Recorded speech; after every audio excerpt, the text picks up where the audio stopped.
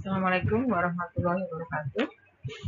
Eh, Pada minggu ini saya akan tentang materi tentang asumsi non autokorelasi dan pelanggarannya yang disebut munculnya autokorelasi. Jadi sini saya sebutkan ya, autokorelasi itu pelanggaran masalah yang terjadi ketika ya galat yang galat model yang Anda punya itu mempunyai covariance untuk satu pengamatan dengan galat pengamatan yang lain. Ini pernah saya tanyakan secara teori ya, bahwa nantinya ini akan berefek pada sifat Y dengan syarat X juga ya, yang pernah saya ujikan di TS. Jadi ini adalah syarat bahwa ya, satu pengamatan dengan pengamatan yang lain saling bebas yang tercerminkan dari sifat galatnya ya. Galatnya saling bebas di sini, UT dan US covariance-nya seharusnya kalau saling bebas seharusnya sama dengan 0. Itu yang asumsinya. Di sini terlanggar ya. Terjadi masalah autokorelasi ya. Terus kapan terjadinya autokorelasi ini? Kalau kalian mempunyai data waktu itu yang paling sering. Kalau data cross section ya bukannya tidak pernah ada ya, tapi kemungkinan kecil jika kalian menggunakan data cross section, karena urutannya kan nggak penting ya. Ini di sini biasanya autokorelasi itu dilambangkan dengan kecenderungan antara satu galat dengan galat yang sebelumnya itu punya keterkaitan ya. Galat satu dan galat sebelumnya ada keterkaitannya, ada kecenderungannya. Kalau sekarang negatif sekarang negatif, galat sesudahnya juga bisa jadi negatif. Nah itu kalau data cross section kan bisa kamu acak untuk menghindarkan hal itu, karena urutannya kan nggak penting. Namun jika datamu adalah data deret waktu, kamu nggak mungkin mengacak karena urutannya kan punya makna. Jadi di sini galat pada satu waktu mempengaruhi galat pada waktu selanjutnya. Ya, ada kemiripan antara galat satu dengan galat periode setelahnya. Nah, di sini ya, kalau kamu punya data deret waktu, susah untuk menghindari atau untuk memenuhi asumsi non autokorelasi. Ya, nih tadi sudah saya jelaskan kalau cross section jarang, bisa dihindarkan lah ya dengan pengacakan. Oke, autokorelasi yang saya sebutkan di sini penyebabnya ya, dua penyebab utama yang ada di antara banyak penyebab lain ya, yang bisa saya coba jelaskan kalian adalah akibat tidak digunakannya variabel yang seharusnya ada di dalam model, atau yang kedua salah menspesifikasikan model. Kalau kita membahasnya dalam konteks data deret waktu, sebenarnya ada juga satu sifat yang memang mempengaruhi atau menyebabkan atau memastikan keberadaan autokorelasi ini, yaitu sifat non-stasionaritas. Sifat-sifat itu bisa kamu pelajari pada analisis deret waktu, atau kalau konteksnya di data ekonomi nanti di semester depan ya, jika kalian mengambil mata kuliah pilihan ekonometri kelanjutan. Ya, yang saya jelaskan yang dua ini dulu. Yang pertama, misalkan kamu mempunyai dua respon yang seharusnya secara teori dipengaruhi oleh X2 dan X3. Tapi karena keterbatasan penelitian ya, tidak adanya informasi tentang X3, menyebabkan kamu memilih atau menggunakan model yang hanya ada X2 saja. Nah, secara struktur model ya, jika X3 seharusnya ada tapi tidak dipakai, maka galat ini ya mengakumulasi keberadaan X3 di situ. Jadi unsur galat ini adalah aditif ya, sifatnya aditif antara galat murni yang benar-benar random dengan variabel X3 yang seharusnya ada di dalam model. Nah, sifat time series ini yang tadi berhubungan dengan sifat non-stasionaritas yang tadi saya singgung, ya X3 itu pasti ada hubungannya dengan X3 sekarang dengan yang periode kemarin, dua periode kemarin ya, sampai belakang-belakangnya. Nah, di situ otomatis ya akhirnya sifat itu kebawa ke U-nya, walaupun V-nya random ya, tidak saling berhubungan dan saling bebas, tapi ketika ini digabung dengan X3 yang punya sifat, ya dia berhubungan dengan waktu-waktu sebelumnya, otomatis PU juga terbawa sifatnya. Ya inilah yang disebut dengan autokorelasi pada galat. Tapi sebabnya karena X yang tidak dimasukkan ke dalam model. Salah spesifikasi juga pada intinya sama, cuman di situ bukan karena variabel lain, tapi karena kita tidak menggunakan suku yang tepat, ya, atau tidak menggunakan model yang tepat.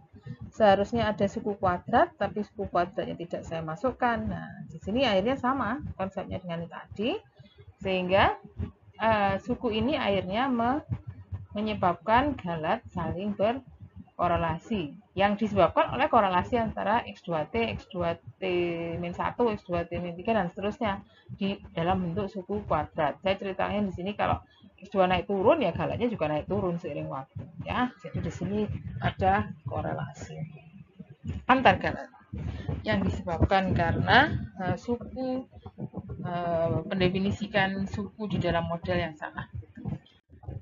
Nah, jenis autokorelasi yang sering diasumsikan oleh peneliti adalah autokorelasi yang sifatnya autoregresif dengan order 1. Ya kan? Ya, masuk akal kalau apa yang terjadi sekarang itu sangat relevan dengan yang terjadi satu periode sebelumnya. Galat sekarang ya paling relevan dengan galat satu periode sebelumnya.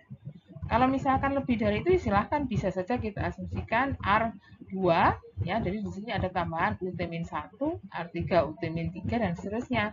Tapi yang sangat mungkin terjadi adalah apa yang terjadi sekarang itu sangat relevan dengan yang satu periode saja, ya, satu periode sebelumnya saja, tidak sampai ke belakang-belakang. Nah, di sini ya, misalkan kamu punya model seperti ini, galatnya diasumsikan bersifat autoregresif 1. Ini rho-nya adalah koefisiennya yang bernilai di antara min 1 sampai dengan 1, sedangkan galat yang random saling bebas itu yang epsilon. Nah, sifatnya sekarang ya yang sama seperti korelasi pada umumnya. Jika rho sama dengan 0, maka tidak ada autokorelasi. Kalau positif 1, nah ini nanti cirinya ya. Positif itu kan artinya kalau satu naik, yang variabel yang lainnya ikut naik, satunya turun, variabel yang lain ikut turun. Nah, di sini cirinya galat pada waktu T-1 yang bernilai negatif diikuti dengan galat pada waktu T yang juga negatif. Atau sebaliknya, jika satu periode sebelumnya bernilai positif, besoknya setelahnya juga positif. Jadi main diikuti galat negatif, diikuti galat negatif, galat positif diikuti galat positif. Sebaliknya, jika rho-nya min 1, akan terjadi pola yang ganti-ganti. Satu periode tertentu galatnya negatif, langsung diikuti galat positif pada waktu setelahnya. Atau sebaliknya, plus min gitu. Ya. Ini semua bisa dideteksi dengan plot sisaan. Ya, ini plot sisaan yang saya maksud. Bisa kamu lakukan dengan dua cara. Cara yang pertama adalah time series plot, seperti kamu belajar di analisis deret waktu. Time series plot antara dari sisaan model. Jadi ini ya asumsi yang ingin diuji adalah asumsi galat, tapi alat yang kamu pakai sisaan, sama seperti pada pengujian asumsi kesamaan ragam. Ya, kamu pakai sisaannya. Nah, sisaannya di sini terlihat. Kalau diplotkan seiring waktu, jika sisaan tadi berautokorelasi positif, maka akan ada pola seperti ini. Ya, ini positif-positif, ya, begitu sampai negatif, diikuti negatif berikutnya. Begitu sampai positif berikutnya. Kalau masih belum yakin, bisa kamu lakukan plot yang ini. Ya, ini plot antara sisaan T-1 sebagai sumbu X dan sisaan T pada sumbu Y-nya. Ya, kenapa yang di X itu UT-1 ya? Kita asumsikan bahwa yang terjadi lebih dahulu itu yang jadi penyebab. Ya, yang terjadi di T-1 adalah penyebabnya yang terjadi di T. Nah, kalau sifat autokorelasinya positif, akan terbentuk seperti garis dengan gradien positif seperti ini. Oke. Sebaliknya nih, yang negatif autocorrelation yang plot antara sisaan lag 1 ya bahasa kita, sisaan lag 1 dengan sisaan sekarang itu gradiennya negatif. Kalau mau dibuat time series plotnya, ya kan terbentuk pola alternating, ganti-ganti. Nah, ini negatif autocorrelation.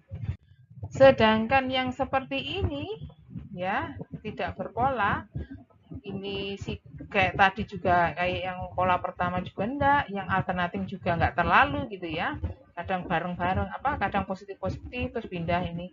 Jadi kita tidak bisa pastikan ini ada pola tertentu. Dipastikan di sini dengan scatter plot antara sisaan T-1 dan sisaan T, maka ini adalah ilustrasi dari scatter plot yang mencirikan tidak adanya autokorelasi. Bagaimana jika sampai terjadi autokorelasi? Ya, apa sih efeknya terhadap analisis kita? Yang pertama, ya nanti saya tunjukkan efeknya secara matematis. Ini saya ceritakan dulu secara umum. Penduga tetap bisa diperoleh, ya, tetap sifatnya tak bias. Tapi sama seperti masalah heteroskedastisitas kemarin ya, ada masalah ragam yang besar, ya. Cuman sumber pembesarannya lain. Kalau kemarin sumber besarnya ragam adalah karena suku sigma kuadrat yang akhirnya berganti-ganti setiap i, ya, tidak sama setiap i, menyebabkan ragam penduganya besar. Kalau ini nanti saya tunjukkan letaknya di mana. Jadi tidak lagi base, ya, base itu ragam besar, tidak lagi base yang ragam terkecil karena adanya autokorelasi yang ragamnya jadi besar. Nah, kalau kamu tidak mendeteksi autokorelasi, ya, penduga ragam yang kamu pakai, kamu tetap pakai penduga yang OLS, yang dengan konsep OLS, yang defaultnya software, ya, penduga ragam yang diperoleh di software, itu kan asumsinya tidak ada autokorelasi. Jika itu tetap kamu pakai, maka penduga tersebut adalah penduga yang bias bagi ragam, ya, bagi ragamnya dan tidak konsisten karena ragamnya sebenarnya lebih besar dari itu. Sama seperti konsep underestimate, ya, di heteroskedastisitas kemarin. Jika yang dipakai ragam yang dengan asumsi ragam sama, maka penduga ragamnya itu menduga terlalu kecil. Ya, di sini kalau di sini menyebabkan penduga ragamnya menjadi bias. Ya, penduga ragamnya jadi bias dan tidak konsisten. Tentunya efeknya pada hasil uji. Karena hasil ujinya itu diharapkan, ya, sesuai dengan sifat data. Ya, kalau yang dipakai penduga yang salah, otomatis dalam melakukan uji juga hasilnya tidak valid. Karena menggunakan penduga ragam yang sifatnya tidak baik, ya, sifatnya bias tadi. Terus efek berikutnya adalah pada R kuadrat yang cenderung lebih besar dari yang sebenarnya. Ya, lebih besarnya R kuadrat ini ya salah satunya karena adanya autokorelasi tadi. Jadi seolah-olah sifatnya itu misalkan seiring waktu meningkat, ya, pola hubungan X dengan Y, ya, seiring waktu meningkat, itu peningkatannya sebenarnya bukan karena memang ada hubungan sebab akibat, tapi ya karena disebabkan adanya korelasi antar galatnya sebenarnya. Ya, ini adalah masalah autokorelasi, ya, yang biasanya dicirikan dengan overestimate R kuadratnya. Ya, uji T juga lebih sering dinyatakan nyata. Ini struktur secara matematis. Jadi kalau kemarin sewaktu di masalah heteroskedastisitas munculnya ada pada sigma kuadrat I, ya, yang tidak sama untuk setiap pengamatan. Kalau di sini saya tunjukkan ini rumus dari penduga ragam penduga yang ragam beta topi, ragam betanya OLS yang seharusnya kan cuma ini saja. Tapi bentuk ini sebenarnya adalah penurunan dari konsep awal yang ini. Sebetulnya bentuk aslinya sebenarnya ini. Cuman di situ dengan asumsi yang tadi, asumsi yang kovarian UT US sama dengan 0 jika saling bebas, maka dia akan kebawa di UTUS ini yang juga sama dengan 0 gitu. Nah, atau yang pada dirinya sendiri jadi ragam ya, kalau sama T-nya ini jadi ragam. Nah, di sini ketika dinyatakan dalam notasi matriks, bentuknya adalah E, U aksen ya, di mana ketika asumsi ini terpenuhi, maka E, U aksen ini dapat diganti dengan sigma kuadrat I. Jadi bentuknya adalah ya, E, U aksen tadi itu matriks yang isinya ini sebanyak pengamatan ya, jika misalkan pengamatannya N ya, ini akan jadi N kali matriksnya berukuran ya N kali N matriks yang isinya adalah sigma kuadrat di diagonal utama dan yang lainnya 0. Makanya di sini digantikan dengan sigma kuadrat. Oke. Yang sigma kuadratnya itu bisa ditaruh di depan karena dia konstanta skalar ya. Sedangkan sisanya x ini direduksi jadi begini saja. Itu kalau berlaku asumsi ini tidak ada korelasi antar U, sehingga E, U aksen yang merupakan bentuk ragam atau bentuk suku yang ada di sini. Kamu ingat kalau di StatMat itu kalau mendapatkan ragam kan ya, var 2x itu jawabannya 4x kuadrat gitu kan. 4 var x. Nah, ini 4-nya itu seolah-olah dipecah jadi 2 di depan, 4x, 2 di belakang. Nah, kalau di sini 2-nya diwakili dengan konstanta ini di depan dan konstanta ini di belakang. Sedangkan U aksen ini mewakili ragam. Ragamnya siapa? Kalau di konsep pembentukan ragam beta topi kan waktu itu ragamnya Y ya, yang diwakili dengan ragam sisaan. Ragam Y dengan syarat X yang diwakili dengan ragam galat, ragam sisaan. Itu ya, bisa kalian cek di rumus pembentukan var beta topi. Kalau tidak ada autokorelasi, ini seperti ini. Kalau ada autokorelasi, maka bentuk yang ini tadi tidak berlaku. Ya, isinya betul ada sigma kuadrat, untuk diagonal ini tetap ya 1 1 1 1. Sedangkan kalau ini tadi kan jadi sigma kuadrat I ya, sigma kuadrat dengan matriks identitas. Jadi kalau ini berlaku, saya tuliskan di sini ya, maka bentuknya adalah ini sigma kuadrat skalar, ini 1 1 1 1, lainnya 0. Nah, jika ada tidak lagi 0 di non diagonal, adanya di sini row yang merupakan koefisien autoregresifnya tadi. Jadi kalau yang antar ini kan lag ya, seolah-olah ini yang ini ya antara UT dengan UT-1. Yang ini antara UT dengan UT-2. Ya, ada lag 1, lag 2 dan seterusnya sampai lag yang terakhir. Nah, dengan masalah itu ya, ini tidak bisa dirubah menjadi sigma kuadrat I, dinotasikan dengan omega ya. Maka struktur varians atau ragam beta topi di galat yang mempunyai hubungan autokorelasi berpola autoregresif 1 ya, jika tak terdeteksi pakai yang ini ya akan menghasilkan permasalahan yang tadi. Wong seharusnya begini diduga begini, kan ada masalah bias ya, tidak tepat ya, penduganya tidak tepat. Tapi saya tidak bisa menyatakan ini underestimate atau overestimate seperti cerita di heterokesasitas. Kalau di cerita hetero kan jelas, kalau pakai ini jadinya terduga lebih kecil daripada yang seharusnya. Jadi sama, bentuk varian beta topinya harusnya begini, yang dipakai di analisis yang ini.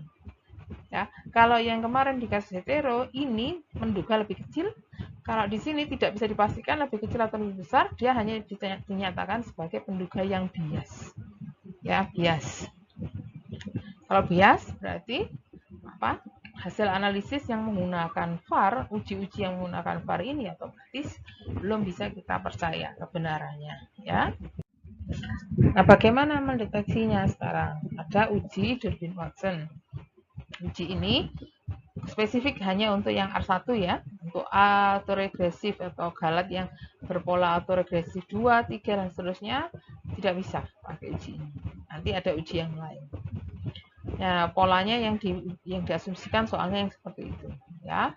Kemudian hipotesis ujinya ya hanya rho, otomatis rho sama dengan 0 melawan rho tidak sama dengan 0. Dengan statistik uji yang menyerupai bentuk rumus korelasi, koefisien korelasi, tapi yang dicari korelasinya adalah antara T dengan T-1 mulai 2 karena ya kalau kita membuat time lag dari suatu variabel deret waktu kan kita kehilangan satu. Ya, pasangan lengkapnya dimulai dari variabel pengamatan kedua. Yang pengamatan ke satu nggak punya pasangan, gitu ya. Jadi ini seperti rumus korelasi tapi antara UT dengan T-1. Kemudian ya dengan penyederhanaan, nah, rumus DW tadi itu bisa didekati dengan 2 kali 1 min rotopi. Rotopi itu apa? Penduga koefisien R1 dari sisaan. Ya, kamu kan punya sisaan. Sisaannya kamu pakai seolah-olah untuk menduga rotopi ini. Jadi tadi ada kan saya tuliskan U bar T sama dengan rho U bar sisaan T-1 plus galat-galatnya misalkan T. Ini kan jadi kamu punya data sisaan ke T dengan data sisaan lag 1 dari sisaan. Itu kalau kamu run itu secara OLS mendapatkan rho, ya rho inilah yang disebut dengan rotopi ya dari koefisien korelasinya R1. Nilainya terletak di antara min 1 sampai 1 yang ketika diinputkan di sini di statistik DW hasil pendekatan ini, kalau paling kita ambil kasus yang korelasi negatif paling besar ya, negatif 1, angkanya jadi 1 plus 1 kali 2, 4. DW-nya menjadi 4. Kalau kita ambil kasus ekstrim yang korelasinya positif 1, hasilnya 0. Ya, jadi DW ini kira-kira bernilai di antara 0 sampai 4. Bagaimana kalau tidak ada autokorelasi? 0 kan ya rho-nya.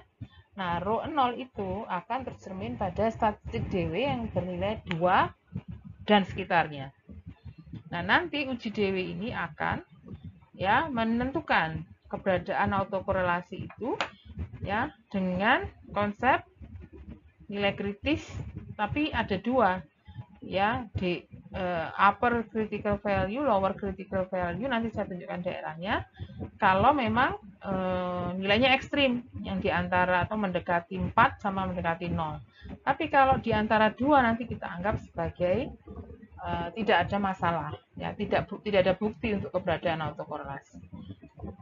Ya. Inkonklusif seperti apa? Ini gambarnya.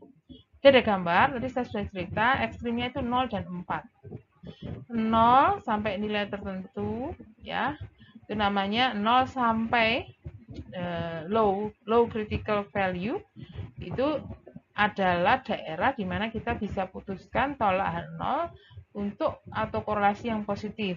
Tadi kan 0 itu autokorelasi yang paling ekstrim di plus 1.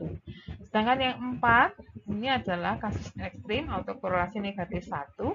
Dinyatakan tolak H0 juga untuk korelasi negatif jika nilai-nilainya berada pada interval 4 min DL sampai 4. DL dan DU baca di tabel nanti. Terus kenapa ini 0 ini DL di sini 4 min DL? Karena kita punya interval yang paling kecil 0, paling besar 4. Jaraknya ini harus sama. Ya. 0 sampai DL dari 4 ke sini juga jaraknya sama dengan yang ini. Jadi misal kalau ini angkanya setengah ya 0 sampai setengah, di sini 4 dikurangi setengah, jadi 3,5 sampai 4 gitu ya.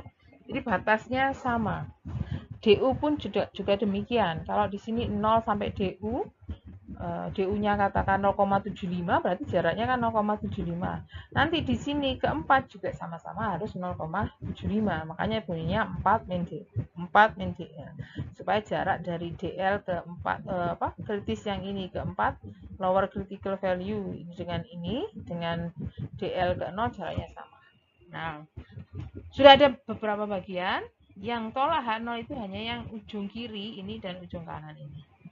Sedangkan untuk yang terima H0 posisinya di antara yang upper critical value yang kiri dengan upper critical value yang kanan. Tengah-tengahnya ada angka 2. Jadi 2 ini diapit oleh DU dan 4 min DU. Daerah yang ini inkonklusif. Ya, sayangnya begitu. Ya. Nanti ada contoh untuk menunjukkan bagaimana kita melakukan kesimpulan dari uji DW. Yang jelas rentangnya di antara 2 itu tadi mendekati 2 adalah indikasi tidak ada autokorelasi. Mendekati 0, dekat dengan 0, ekstrim korelasi negatif. Mendekati 4 adalah ekstrim korelasi positif. Ya. Uji Bruce-Godfrey ini adalah alternatif jika sampai kalian mendapatkan hasil inkonklusif pada uji DW yang tadi. Ya, kalau ada di kasus itu ada akhirnya tiba di daerah yang inkonklusif tadi, kan kamu nggak bisa memutuskan ini apa yang terjadi. Bisa kamu pastikan dengan uji Bruce-Godfrey yang dia menggunakan konsep regresi auxiliary dan statistik ujinya menggunakan konsep uji LM. Sama seperti uji Bruce-Pagan dan lain-lain di heterogestasitas kemarin.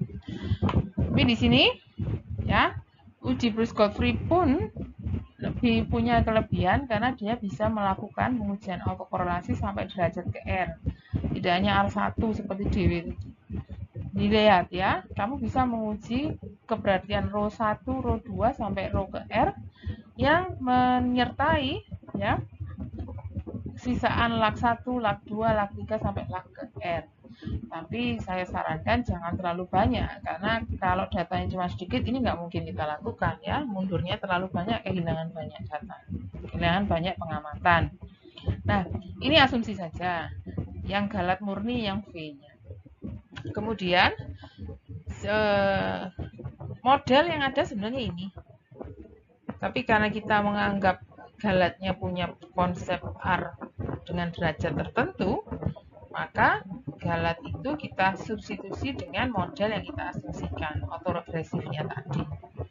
Nah, nanti kita berusaha menguji, yang diuji adalah rho-nya. Jadi kita nggak fokus ke beta, tapi lebih fokus ke rho yang merupakan koefisien autoregresif yang kita asumsikan di dalam bentuk autokorelasi galatnya.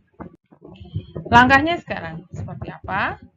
Jadi langkah yang pertama, model yang tadi ya, yang menggunakan X2 sampai XK kita peroleh. Tujuannya untuk mendapatkan sisaan. Nah, sisaan ini dipakai untuk membentuk regresi auxiliary.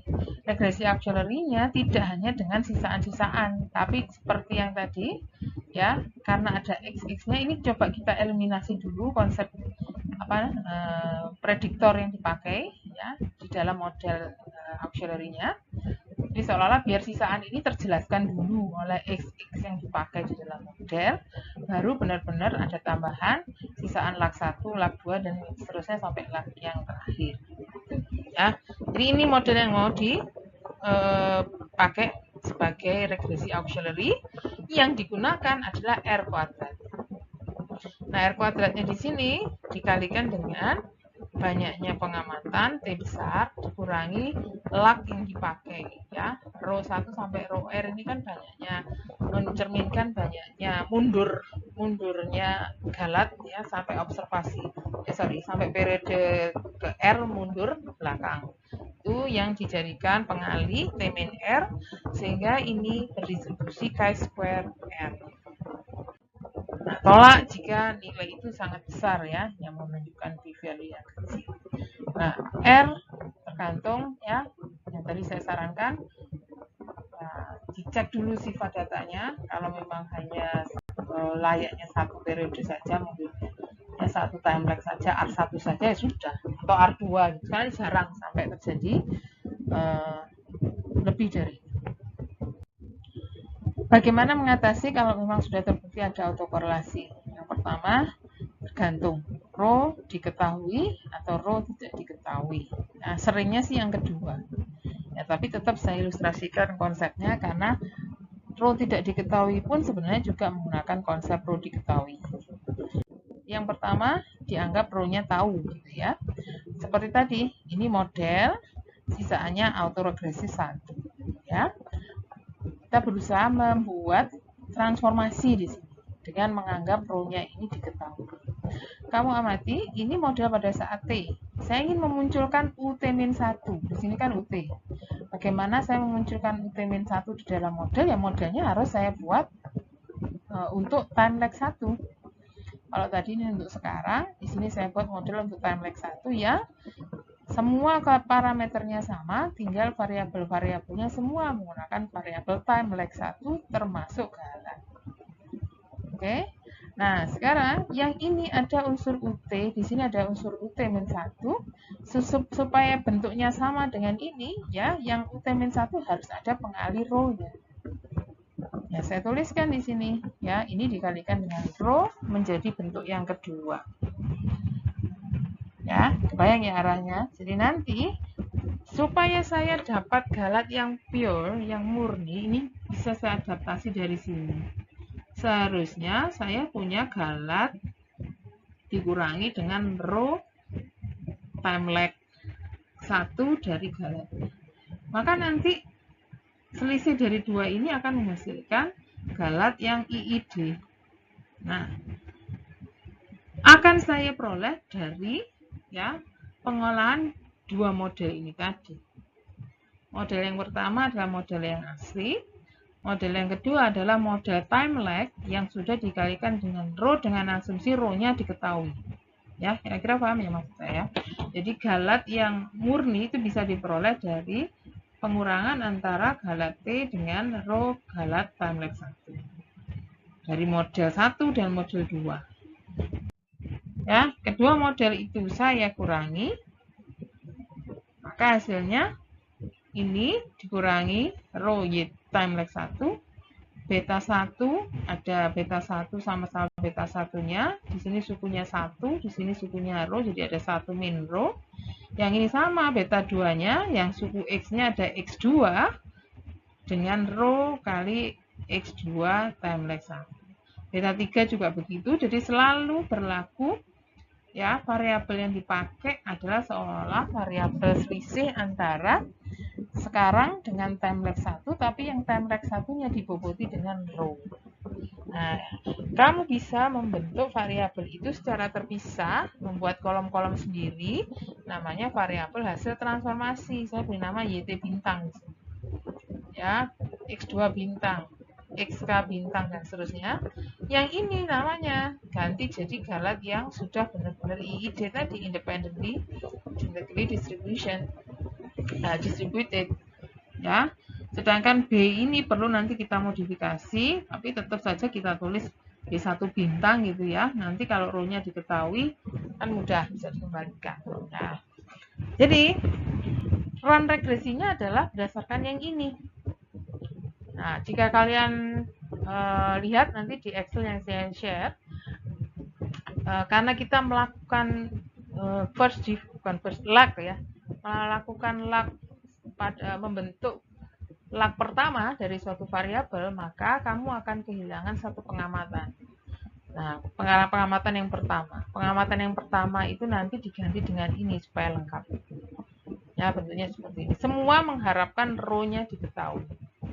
Ya, jadi ini untuk melakukan transformasi pada respon.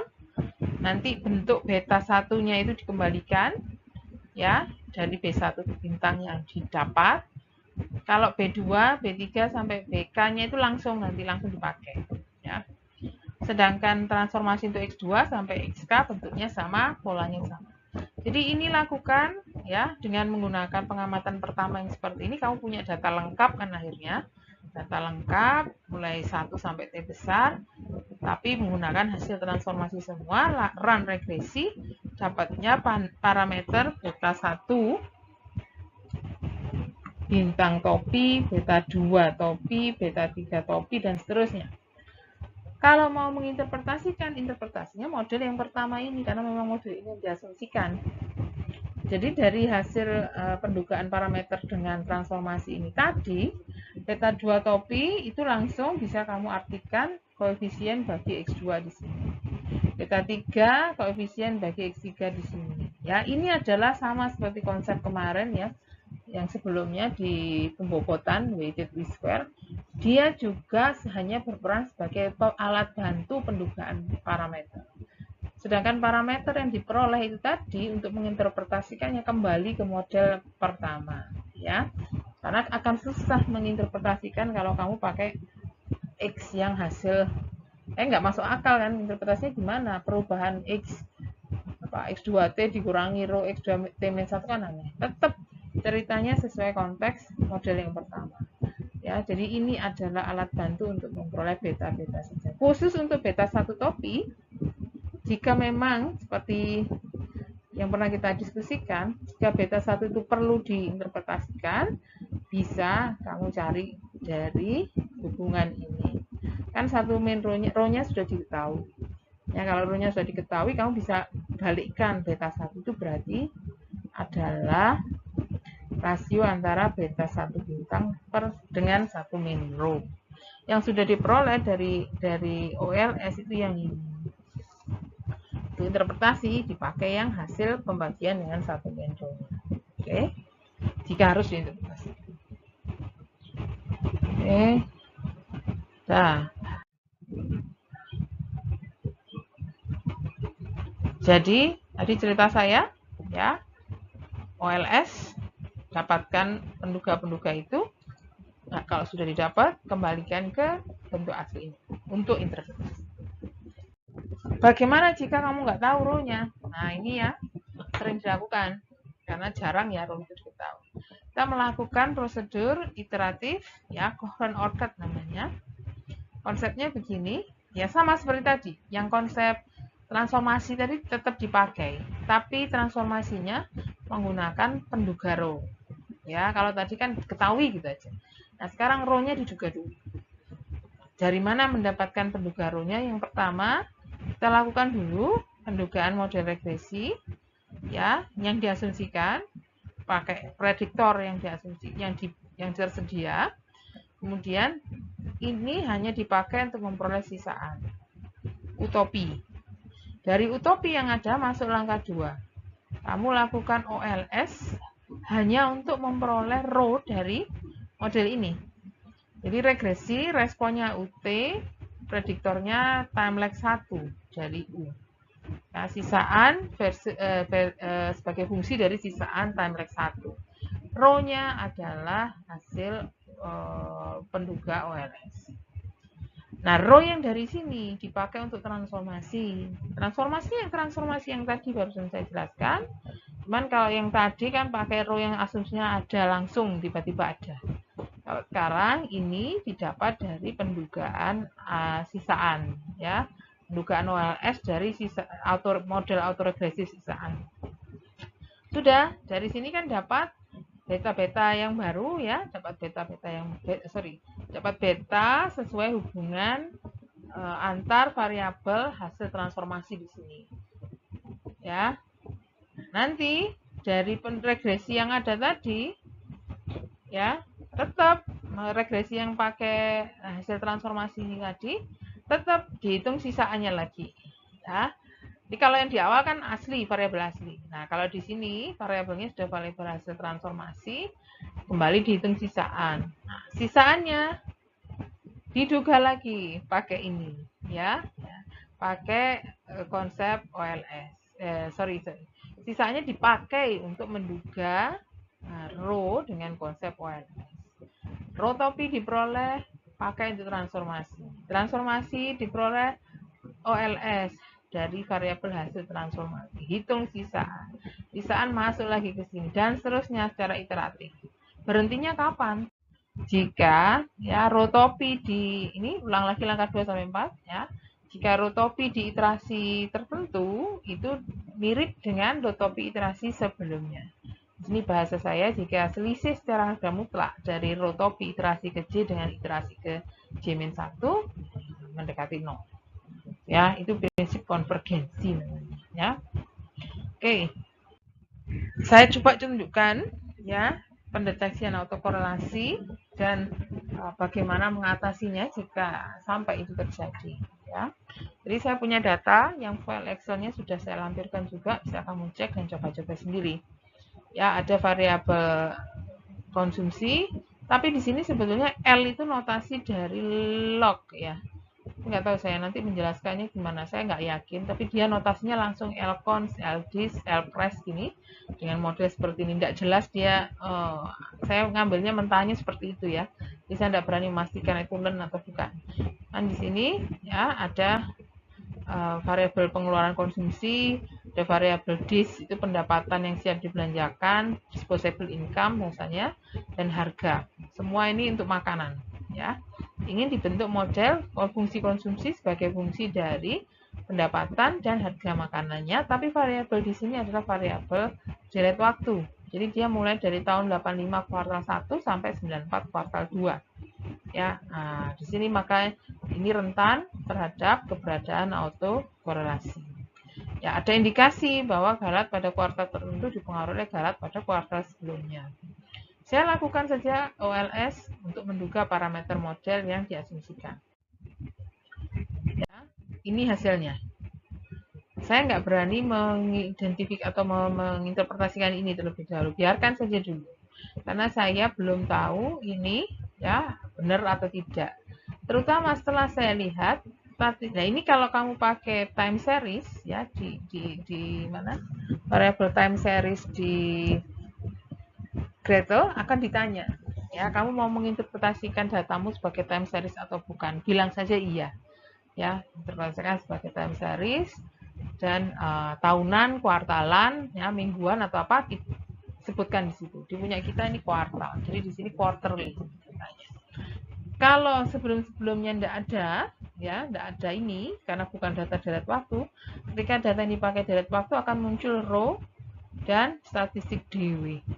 Kelihatan kan? Ini row-nya mendekati 0, ya, dan statistik DW-nya, mendekati 1, sorry. Row-nya mendekati 1, 0,799 kan 0,8 ya, hampir 1.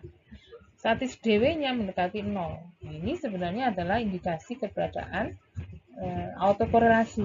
Ya, tadi cerita dari gambar saya daerahnya DW, ini masuk ke daerah yang kanan, yang kiri ya, daerah yang kiri atau yang kanan, 0, mendekati 0. Yang mendekati 0, yang kiri ya, yang mendekati 0. Yang autokorelasi positif. Oke.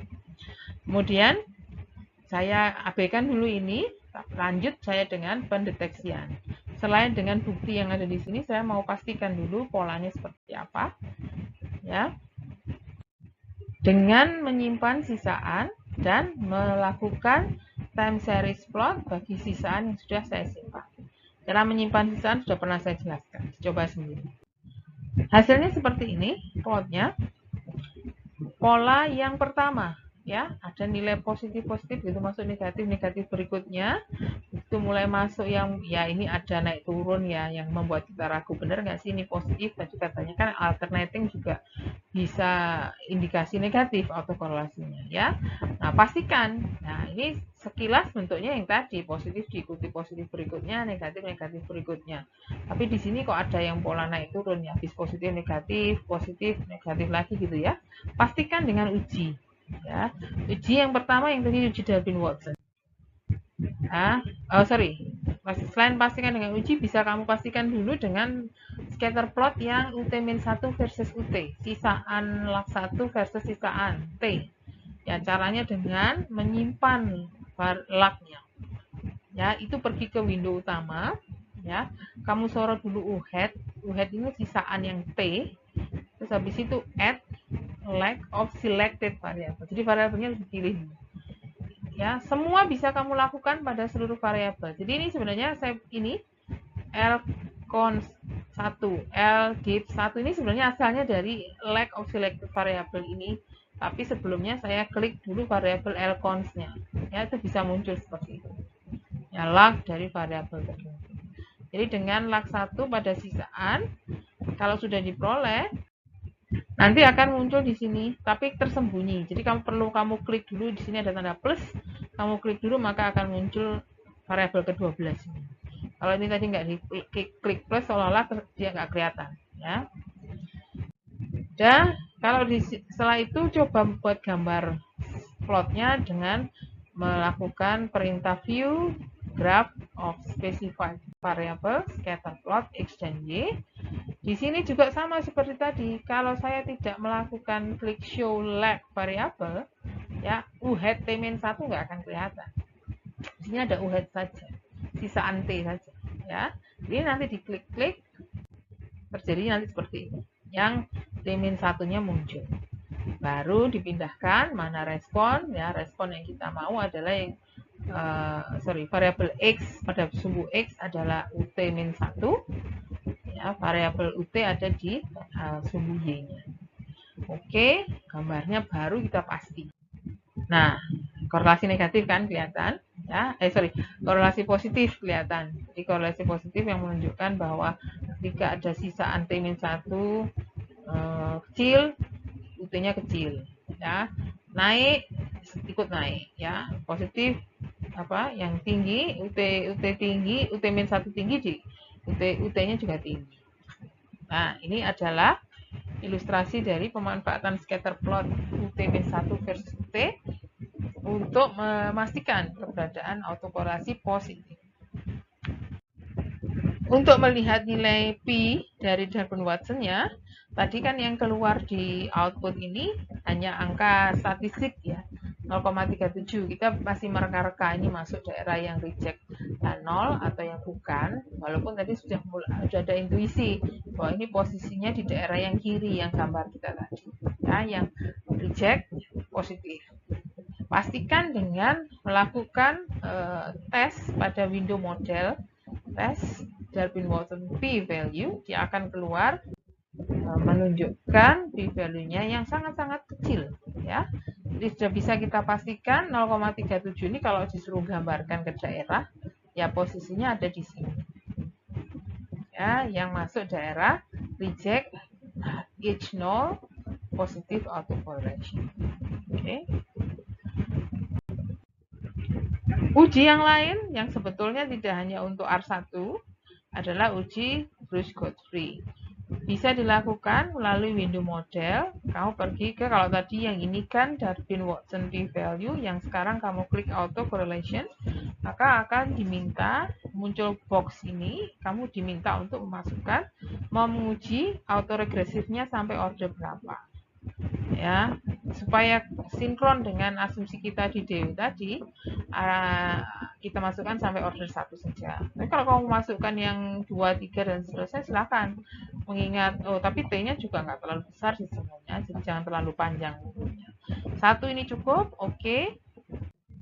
Nah, output dari uji Bruce-Godfrey LM test itu seperti ini, ya, yang merupakan output dari atau penduga dari regresi auxiliary yang ini, regresi auxiliary yang kita bentuk, ya. Jadi sebetulnya model semula adalah model antara konsumsi dengan disposable income dan harga, yang nantinya diduga, walaupun nggak kelihatan di sini, disimpan sisaan dipakai membentuk regresi auxiliary di sini, yang, ya, saya nggak tahu, lupa koefisiennya tadi, katakan A1 plus A2L disposable income pada waktu T plus A3L yang price pada waktu T. Tidak peduli ini sebenarnya ini hanya perantara saja, ya, untuk mengakomodir pengaruh variabel prediktor. Yang kita fokusnya di sini adalah yang row dengan sisaan log 1. Ini galak ini.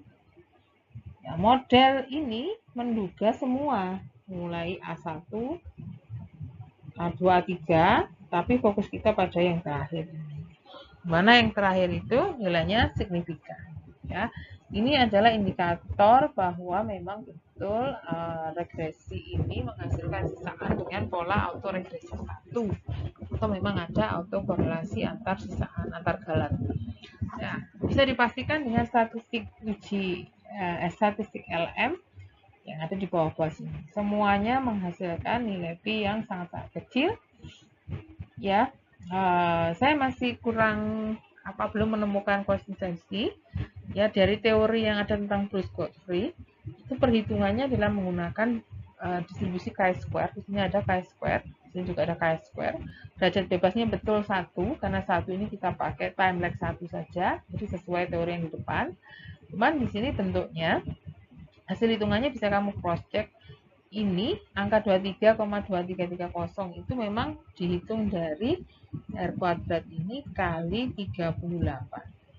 Padahal teorinya di depan bunyinya T min R kali R kuadrat. T-nya 38, R-nya 1. Ya, R kuadratnya 0,6113 sekian. Di hasil yang ini, chi-square ini seharusnya hitungan dari T kali R kuadrat. Padahal teorinya berbunyinya T min R, bukan T saja. Ya, tapi kesimpulannya tetap sama kok. Jadi katakan kamu pakai hitungan yang ini, kamu cek nilai hasilnya pada chi-square dengan derajat bebas 1, menghasilkan nilai Pi yang juga sangat-sangat kecil, hampir sama dengan ini. Tetap menghasilkan kesimpulan tolak. Ya, berarti memang ada koefisien korelasi, ada autokorelasi antara galat dengan proses R1.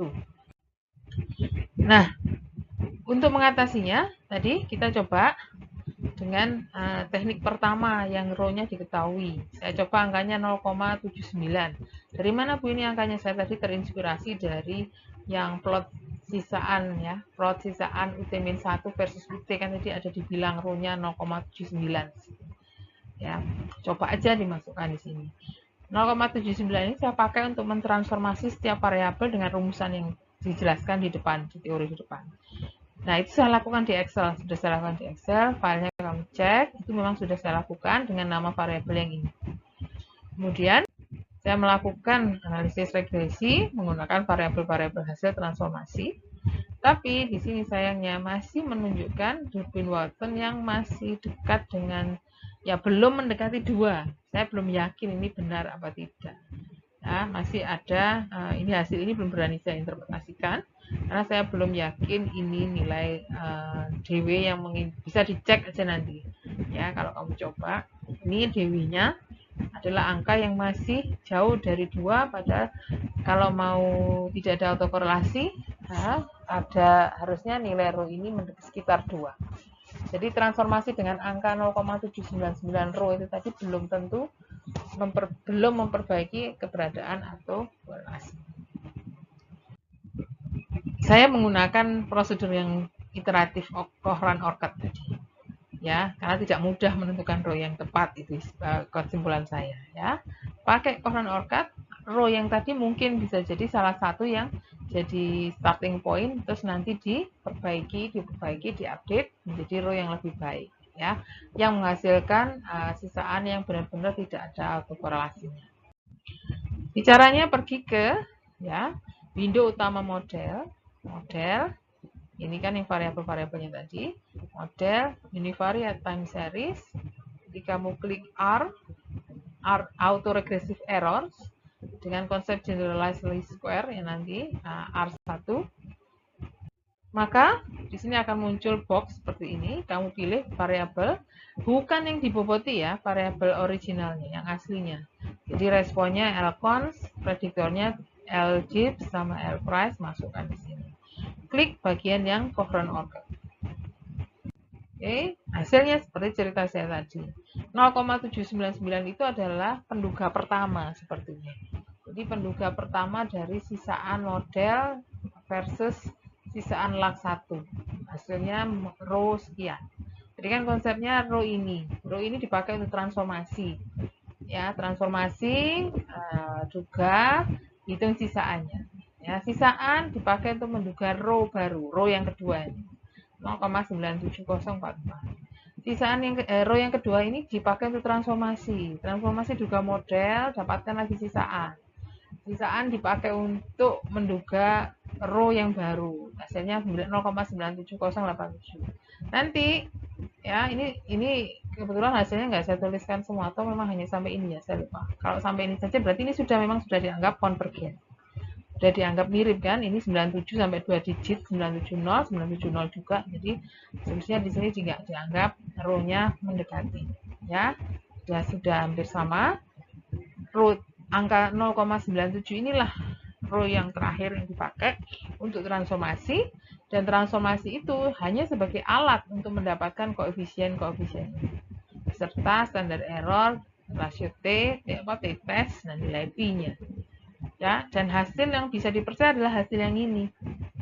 Nah, hasil yang ini di mana hasil ini dihitung berdasarkan konsep transformasi yang menghasilkan galat yang sudah saling bebas. Buktinya mana ini?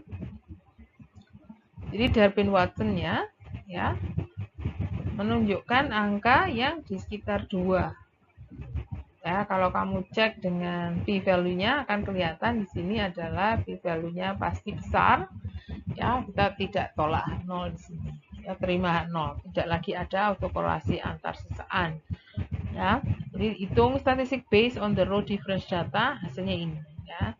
Sedangkan jika ingin menduga parameter atau menginterpretasikan model, parameter yang dipakai adalah penduga parameter yang ada di sini, dan interpretasi modelnya adalah model yang semula, ya, yang menyatakan bahwa konsumsi adalah fungsi dari disposable income dan harga.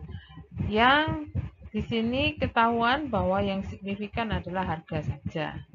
Di sini menunjukkan hasil uji yang sudah benar. Saya cerita di sini harga makanan mempengaruhi konsumsi secara negatif. Tapi kalau yang disposable income tidak, ya. Jadi jangan lupa interpretasinya pada model awal, ya.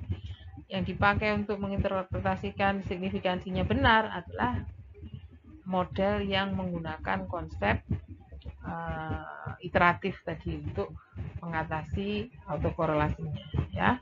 Model yang pertama tidak bisa kita pakai tidak bisa kita interpretasikan juga karena kita belum yakin penduganya benar, ragam penduganya benar atau tidak, hasil ujinya benar atau tidak. Oke, dari saya itu. Terima kasih atas perhatiannya. Kalau ada pertanyaan silakan disimpan dulu, nanti disampaikan pada sesi diskusi. Ya, atas perhatiannya terima kasih. Assalamualaikum warahmatullahi wabarakatuh.